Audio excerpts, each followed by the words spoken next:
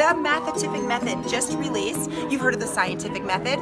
This is the mathematician method. This method is in grade 6th, 7th, and 8th grade labs, as well as elementary and high school. Students are analyzing patterns after they question, hypothesize, perform a visual experimentation, then put their answers in a table to notice, to conjecture, to test, and to critique the reasoning of others.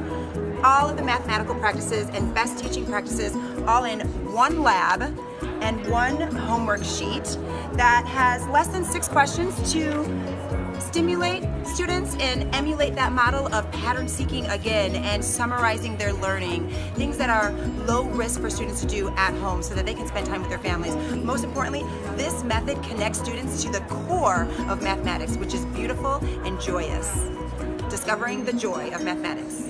One math lab at a time. Get your copy of the mathematician method. I also talk about discovery method, religion and God and creation, discovery versus invention of mathematics. Talk about the research of discovery-based, guided discovery, instructionalism.